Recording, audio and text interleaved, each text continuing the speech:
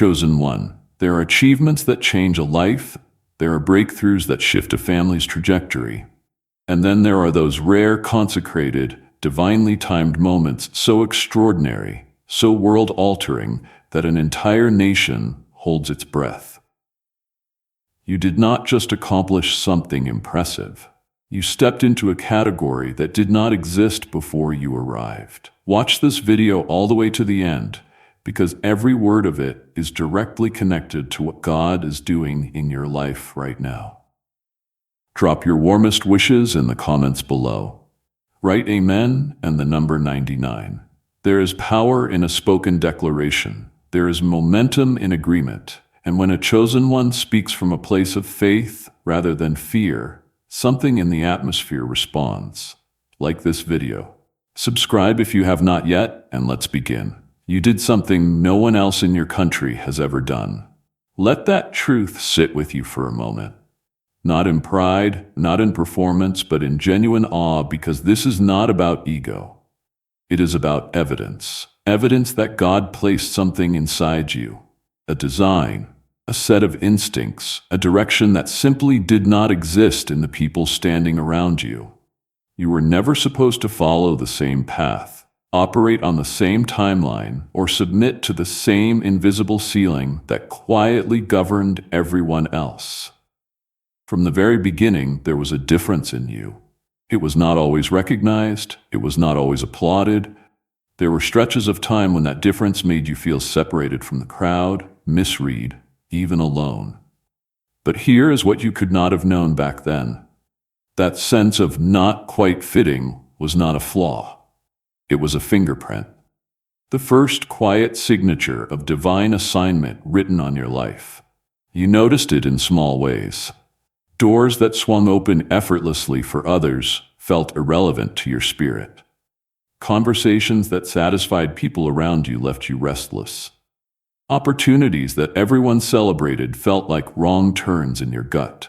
You sensed something larger pulling at you, something you could not yet name or fully see. That was not confusion. That was calling. And what you were carrying, that specific vision, that particular hunger, had no precedent in the environment you were standing in. No one around you had walked this road before you, because this road was yours to build. This message was made for you. Stay with me until the very end. When you finally moved, the reaction was immediate. Some people applauded, others doubted openly. But the most telling response was silence. Not the absence of words.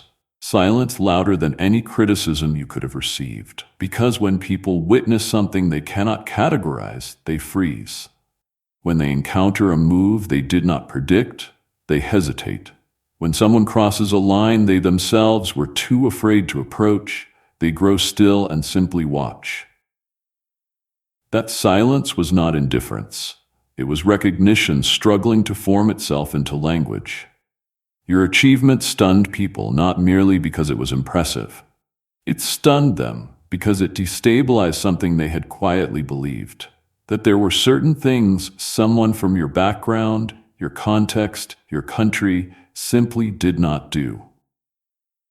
There are unspoken ceilings everywhere. Cultural boundaries that feel as fixed as walls, even though they were never written into law. Quiet expectations that shape what people believe is possible for them and for you. You walked straight through one of those walls, and when you did not just change your own position, you changed the entire picture. You proved that limitation was a belief, not a law. You demonstrated that geography does not determine destiny. And somewhere beyond what human eyes could see, something celebrated the obedience that carried you to that moment. Here is something that people rarely talk about when they describe groundbreaking moments. They almost never feel groundbreaking while they are happening.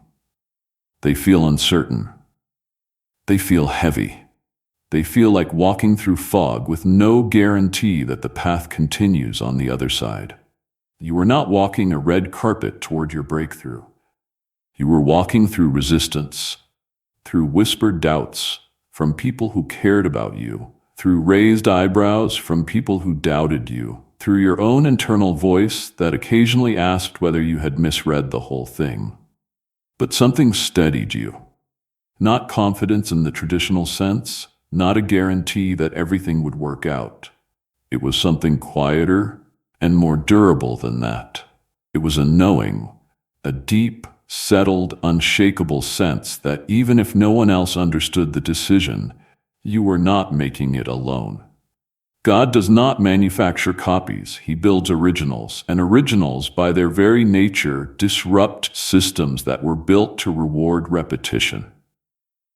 Your move interrupted the cycle. It broke the rhythm of, "This is how things are done," and replaced it with evidence that things can be done differently. That is not just success, that is a shift in narrative, and it is far more powerful than any headline could capture. There is a particular kind of courage that only awakens when a person has exhausted every desire to prove something to others. And what remains is pure, unfiltered purpose. That is the courage you stepped into. It was not reckless. It was not fueled by adrenaline or performance. It was deliberate. It moved slowly, steadily from the inside out. It had been maturing in you for years through seasons most people never saw. While the world eventually saw a public breakthrough, it did not see what came before it. It did not witness the nights when doubt was louder than direction. It did not see the quiet sacrifices, the comfort you gave up, the timelines you let go of, the version of your future you were willing to release in order to walk into the one being prepared for you. It did not see the mornings you chose faith over feeling, the afternoons you kept moving when stillness would have been easier, or the evenings you fell asleep trusting a plan you could not yet fully see. People were stunned by a moment.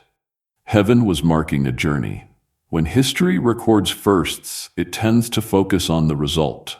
First to break this record, first to achieve that milestone. It reduces extraordinary human experience into a category. But heaven does not record it that way.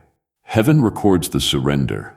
Heaven marks the faith that kept breathing under pressure. Heaven honors the decision to move forward when comfort was available and the easier path was clearly visible. That is what makes your story more than a statistic. It is not simply that you were first, it is that you were faithful. In the environment you came from, the culture around you, both spoken and unspoken, carried a particular set of expectations. There were things people like you were quietly expected to do, ceilings that were rarely named but deeply felt. Most people internalized those expectations. They built their lives within that invisible framework, and perhaps never realized it was a framework at all.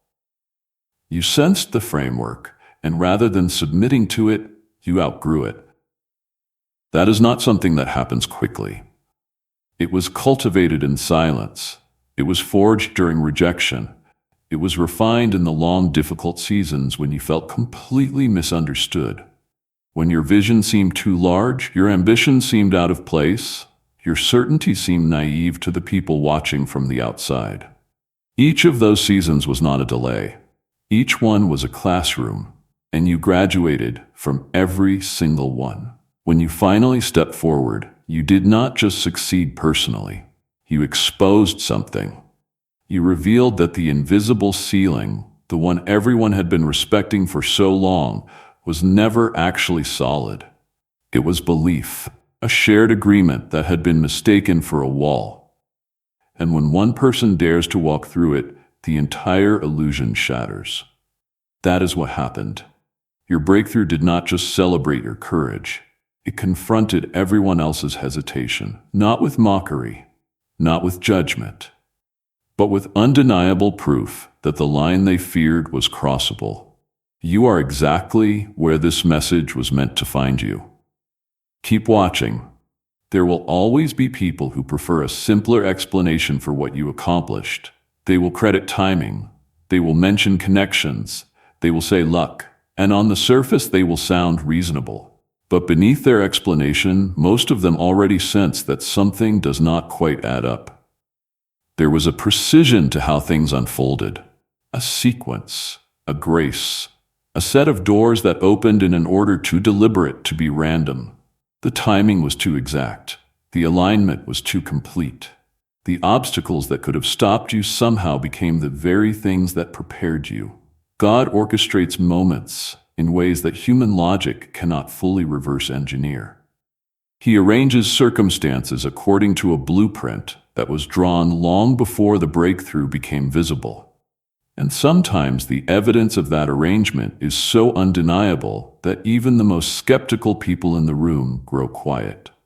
That quiet is not confusion. It is the reluctant acknowledgement that something beyond ordinary effort was at work.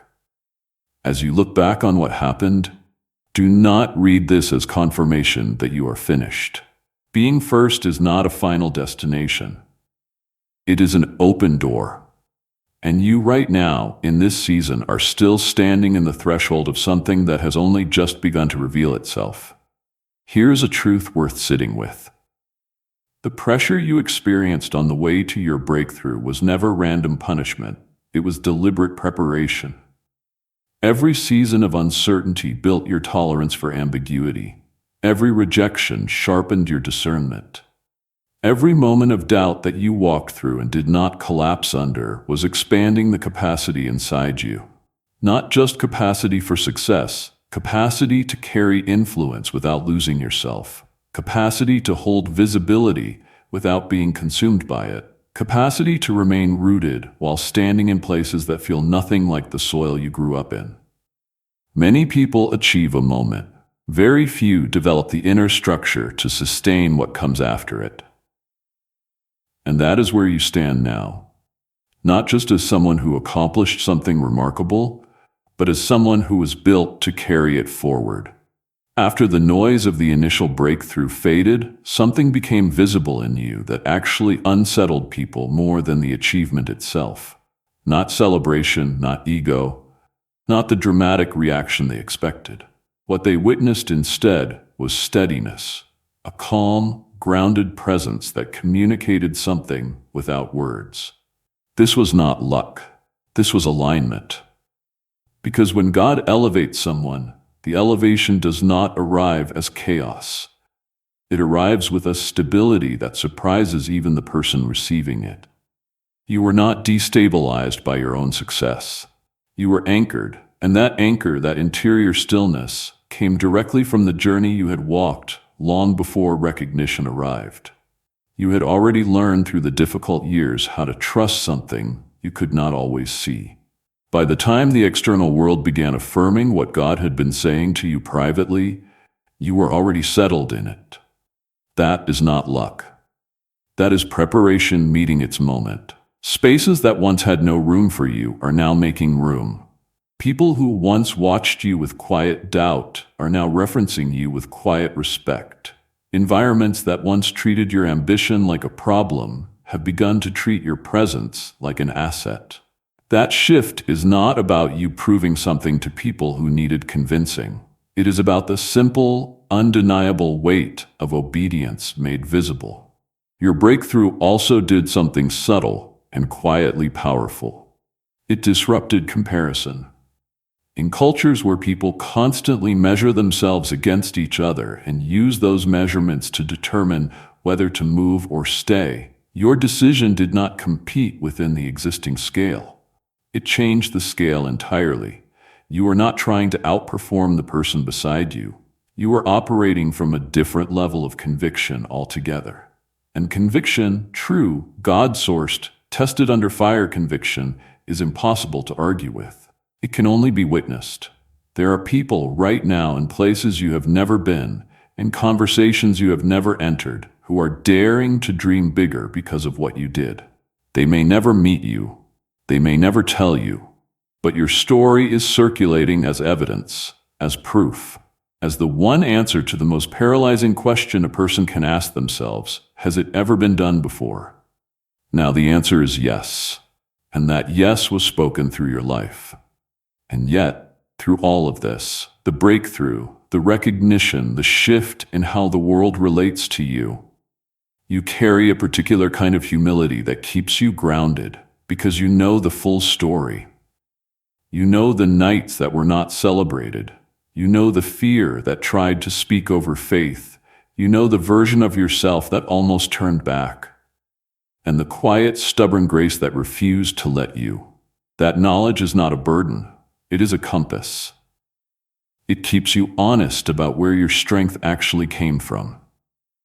Being first does not mean you are finished. It means you have opened something. And opening a door is not the same as walking through every room that door reveals. There are still dimensions of your calling that have not fully surfaced. There are still chapters in your story that have not been written. What stunned the nation was a milestone, not a conclusion, because once you discover that one ceiling was breakable, you begin to see that all of them are. The same resilience that carried you to this point is the same resilience that will carry you further. It has not been spent, it has been proven. The most enduring part of your story is not just what you achieved. It is who you remained while achieving it. You did not distort your values to reach your destination. You did not trade your integrity for access. You did not become someone unrecognizable in order to open a door that would recognize you. You remained at your core, aligned with the person God shaped you to be, through difficulty, through obscurity, through pressure, and through elevation. That consistency is extraordinary, and it is precisely that consistency that makes your story worth telling far beyond this moment. Before you leave, subscribe to this channel if you have not already. Drop a comment below. Write what you are believing God for right now, because there is someone watching this who needs to see your declaration. Your words carry weight. Your agreement creates momentum. As time continued to pass, something else happened. The impact of what you did stopped being a conversation and became a reference point. It stopped being news and became standard. What once required courage to imagine is now offered as evidence to someone else who is still in the imagining stage. Your name, whether you hear it or not, is being spoken in rooms you have never entered as proof that what seems impossible is simply unexplored.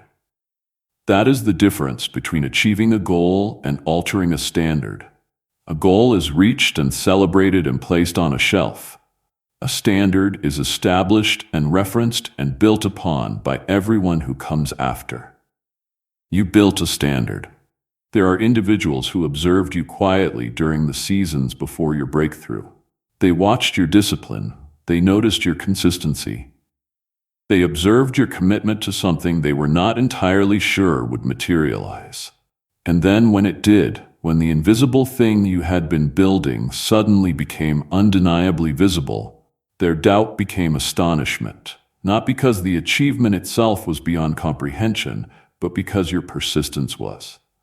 Because persistence at that level, sustained that much uncertainty, reveals something about character that is genuinely rare. You did not stumble into history. You constructed the path to it, one inconvenient choice at a time, one quiet sacrifice at a time. Through seasons when no one was watching and no one was applauding. And the only reason to keep going was the conviction that stopping was not an option. Your spirit was willing to entertain. When God calls someone to be first, He rarely announces it loudly. He rarely surrounds that person with a crowd of supporters who understand from the beginning. He places the calling in the interior, quiet, certain, persistent. And then He watches to see who will honor it when the exterior offers every reason not to. You honored it through the isolation of a vision no one around you could fully see, through the loneliness of a standard no one around you had yet modeled, through the ambiguity of a path that had no markers because no one had walked it before you. You moved anyway. God does not assign territory-breaking missions to those who require external validation before they will take a step. He assigns them to those who have learned through difficulty, through delay, through disappointment that His voice is enough, that His timing is sufficient, that His presence is the only map they need when the road ahead is unmapped. You learned that not in comfort, but in the seasons most people never saw. The day that stunned the world was not a random event. It was a culmination. It was the moment when everything you had endured, survived, refined, and carried became visible to eyes that had not been present for the process. They saw the fruit. They did not see the root system, deep, established, long-suffering that made the fruit possible. But you know the root, and that knowledge keeps you clear about what actually produced the moment they are still talking about. Here's what that means going forward. The same invisible work that produced your first breakthrough is the same work that will produce the next one. The discipline, the faith under pressure, the refusal to shrink to fit inside spaces that were too small. All of it continues, and it grows more effective, not less, with every season of faithfulness you add to it. You are not at the end of your story. You are at the point in the story where the reader begins to realize exactly what kind of story this is. Not a story about a lucky break, not a story about being in the right place at the right time. A story about someone who refused to accept the version of their future that their environment tried to hand them, and who, in refusing, created something that outlasts them. Your breakthrough did not just open a door.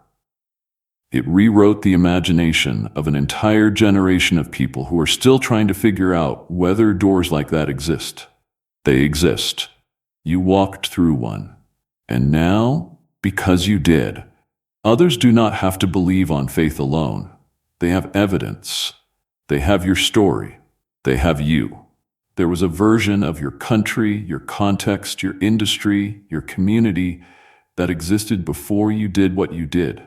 And there's a version that exists after. You are the dividing line. Not because you sought that position, but because obedience at the level you practiced it always leaves a mark on the landscape it moves through. The truth beneath all of this is simple. Not easy, but simple. You refuse to let what was inherited define what was possible. You refuse to confuse the boundaries of your environment with the boundaries of your calling. You refused when it would have been far more convenient to stop. And that refusal, that specific, faithful, costly refusal, is what altered history. What they saw when they were stunned was an outcome. What heaven recorded was an act of surrender so complete, so sustained, so costly, that the only appropriate response was to align the visible world with the invisible intention God had carried for your life from the beginning. You did something no one else in your country has done, and the world has not yet seen everything that means. The next chapter is already being written. Not with noise, not with announcement, but in the quiet, faithful movements of someone who has already proven they know how to walk forward when the path is unclear. Keep walking. The same God who brought you to this moment is already working in the one ahead. This is not the ceiling. This is the floor. Amen.